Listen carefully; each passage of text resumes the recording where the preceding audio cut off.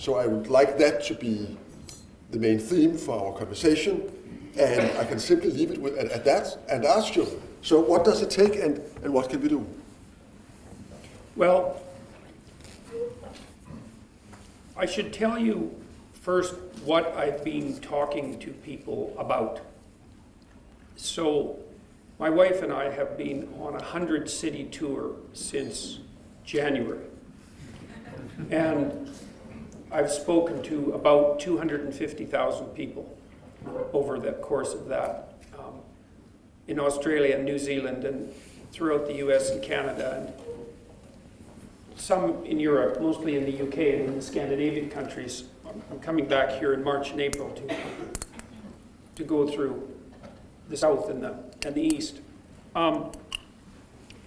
When I speak to audiences, I always watch people one by one, because I never speak to the crowd. And I always listen to the entire audience, because what I'm trying to manage when I'm speaking is to put everybody in the same place so that there's dead silence. Because if there's dead silence, that means that everybody's concentrating on the same thing, and that everybody has come to a collective agreement that that thing is of substantive importance. And the most reliable means of silencing an audience of 2,500 people, regardless of where that is around the world, is to make a strong case for the relationship between suffering, meaning, and responsibility. And the case for suffering, I think, is quite obvious, because one of the things that I point out to my listeners is that life has a tragic element, and we all are perfectly aware of that, and that we're subject to that as fragile and finite creatures, and that tragic element is amplified by the human proclivity for malevolence at a psychological level and at a social level. And that's the reality that we find ourselves confronted with eternally, in some sense. And that the proper antidote to that is not the pursuit of happiness, and it's not even the existence of the individual rights that are part of the substructure of democratic society, but the willingness to accept voluntary responsibility for those preconditions and then working to rectify them. And the corollary of that is that it's almost inevitably the case that people find the meaning that sustains themselves through suffering and that enables them to be motivated sufficiently to constrain their own malevolence is to be found in the adoption of responsibility. And it's surprising that a message that has that much weight, let's say, and that little frivolity, because there's no frivolity, let's say, in that, silences people. Can democracy survive? Well, first of all, if you ask the typical person in a democratic society whether they would like it to survive, the resounding answer to that is going to be yes. The people who are working to undermine it are a tiny radical fringe on both ends of the political distribution, let's say, with a disproportionate amount of exposure and power. And the people in the middle are lost, in some sense, without a uniting narrative. And a huge part of the narrative that has united democratic countries since their foundation isn't the doctrine of rights. And it's not the doctrine of individual happiness. It's the doctrine that the individual is the sovereign foundation of the polity and maybe of the cosmos itself, which is something that I happen to believe, given the important role that consciousness plays in existence itself, and that it's useful and necessary to call to people to remind them of their responsibility as sovereign individuals. And so I'm encouraging people to develop a vision for their life,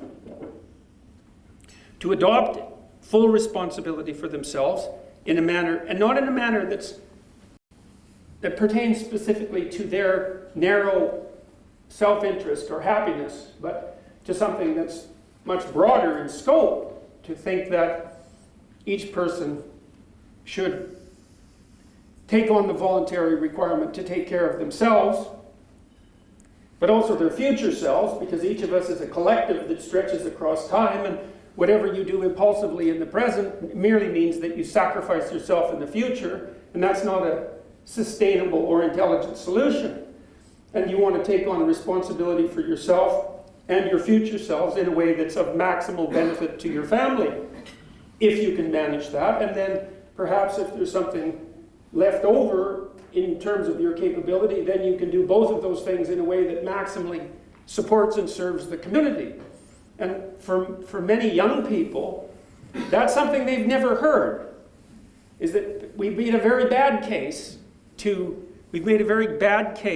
all of us, I would say, that each of these people, each person, has that sovereign responsibility, and that if they adopt it, that actually constitutes something of singular importance.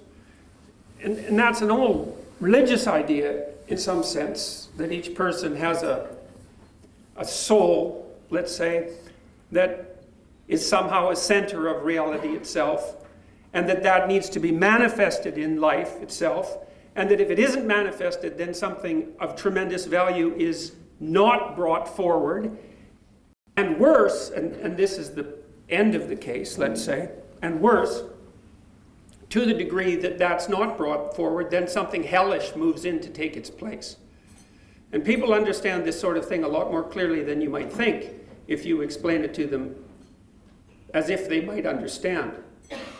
And then it gives them a series of purposeness that straightens out their life. And so my sense is the way that you revivify democracy is by remembering its fundamental insistence that the individual is at the cornerstone of the state, and that everything you can possibly do to fortify the individual, simultaneously, the individual is the eyes of the state, is that where the living individual is the eyes of the dead state, and the living individual revivifies the state. And to the degree that we forget our concentration on the sovereignty of the individual, right, the divine sovereignty of the individual for that matter, then we undermine the foundation on which democracy is based. And then people look for alternatives. They search for meaning elsewhere in extremist movements of one form or another, or they collapse into a kind of nihilism that's completely counterproductive. And so, well, so that's been my experience. There's a couple of lies, and the first lie is you're going to have a career. Okay, no, a tiny fraction of people have careers, maybe 2%. Okay, most people have jobs. Yeah. And the definition of a job is an activity that you get paid for because you wouldn't do it voluntarily. Mm-hmm. Okay, so first of all, you're not going to have a career, you're going to have a job. Second, most jobs aren't very desirable. They're not very meaningful. They're not the center place for your life. And even if you have a career, like for example, if you go into law, you're going to find that it's very, very demanding and very, very difficult and very, very stressful and very, very competitive. And you're not going to find the fulfillment of your desire, for example, for intimate, close interpersonal relationships in a competitive domain like law. No. It's just not going to happen. And if you go and be a doctor, then you're going to be looking at 60-hour weeks. And so careers are exceptionally demanding. You're never done. You're always working. And jobs are people pay you to do jobs because the jobs are difficult and unpleasant and require responsibility and difficult decisions. Okay, so that's the first lie. The second lie is that career or job is actually the fundamental purpose of life. Mm-hmm. And that's not true. The most important thing in life is your family, your relationship, and your children. And you might not know that when you're 19, because what the hell do you know when you're 19? You don't know anything. 7 years ago, you were 12. You don't know anything. Yeah. And what you don't understand is that by the time you're 40, if you don't have a family and children, you are one lost soul.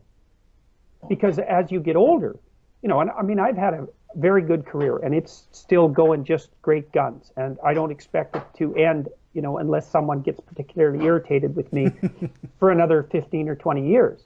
But I can tell you that despite all that, despite the fact that I'm absolutely fascinated by my job and my career, and I'm in a very fortunate position because it's an extraordinarily interesting job.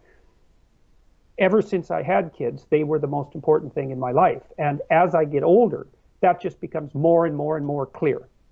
And so Western people, Carl Jung commented about this at one point. He thought that because the fundamental archetypal hero of Western culture was Christ, and Christ died when he was in his early 30s, that we really didn't have a good model for the latter half of life. It's a very interesting kind of idea. But I can say with virtual certainty that if you're not oriented, if you're not situated with a family in the latter half of your life, especially if you also don't have a partner, you're one lonesome, isolated, miserable creature. I imagine and that you don't want to suicide aim rates for that. with people like that are quite high, aren't they? Yeah. Well, and increasingly, we're going to have a society where there's a tremendous number of isolated old women who have no one. Now, that's partly because men die young too, compared to women. Yeah. You know, but you know, you were talking about this famous feminist who didn't have children. It's like not having children, and you'll wake up when you're 35 if you're not careful, if you're female, and you'll think, oh, I don't have any time left to have kids. And that is not fun. That is not a good realization. And then maybe you'll be on the assisted reproduction carousel for the next 10 years. And believe me, that's like having a near fatal disease. That is not entertaining. Life in some ways isn't that complicated. There are fundamental, like people think, well, what should I do with my life? Okay, well, the first answer to that is do what other people have always done, unless you're certain that you're exceptional in some manner. And even if you are, you're probably only exceptional in one direction, not in all. So what do? Well, you get as educated as you can so that you can make yourself useful, so that you have a skill or multiple skills that other people will pay you validly for. And not only because of that, but because you need to contribute to your own maintenance and to the health and survival of the broader community. Okay, so you have to do that. Get your act together. Get yourself a trade or get educated. Then you need a job. Then you need an intimate partner. Then you need a family. It's like, and if you miss any of those, then you're in trouble. Now, you might not think so because you might be cynical about it or prematurely cynical, which is so many young women, you ask them at 19, well, do you want to have children? They think, oh, well, I don't think so. It's like, you don't know what you're talking about. Yeah. And why people have decided that you should be some sort of authority about it is nothing but an index of how pathological our culture has become. You don't know anything. You're a child. You haven't read anything. You haven't accomplished anything. Your parents have taken care of you up to this point. And you can pronounce on something as profound as how society should be constructed. It's absurd. And it's dangerous for the women because they don't understand where they're headed. And other women lie to them. They don't sit the 19-year-olds down and say, look, you know, like, you should pursue a career. You're smart. You've got something to offer. And society needs your intelligence.